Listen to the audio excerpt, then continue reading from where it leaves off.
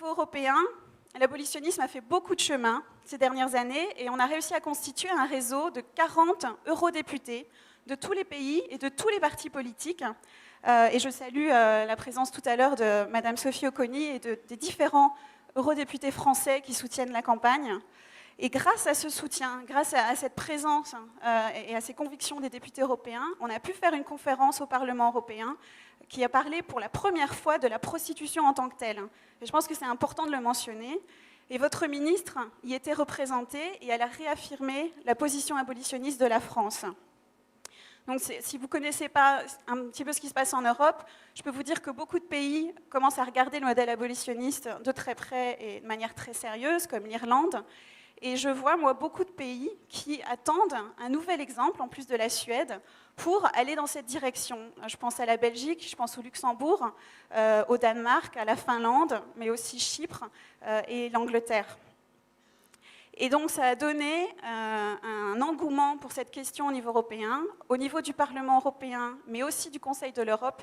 Il va y avoir des rapports qui vont être votés et discutés sur cette question, et c'est pour ça que c'est important que la France continue dans sa voie, parce que ce qu'elle va faire va résonner fortement dans la discussion sur ces rapports et va faire prendre conscience aux parlementaires de ces assemblées qu'il est possible d'aller vers le modèle suédois au niveau européen. Je voudrais vous citer maintenant quelques phrases de 2 eurodéputés qui n'ont pas pu venir aujourd'hui, mais qui soutiennent fortement à la fois la campagne européenne, mais aussi ce que vous faites.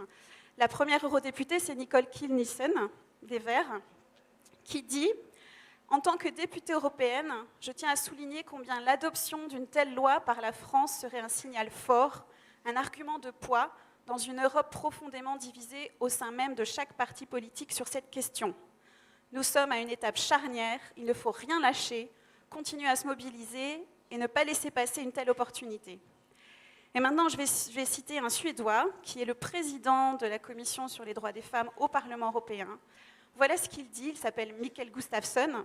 « Je veux que l'on parle du comportement des hommes. C'est parce que les hommes ont le droit d'acheter des femmes et des filles pour des services sexuels que nous avons des marchés de la prostitution qui grandissent.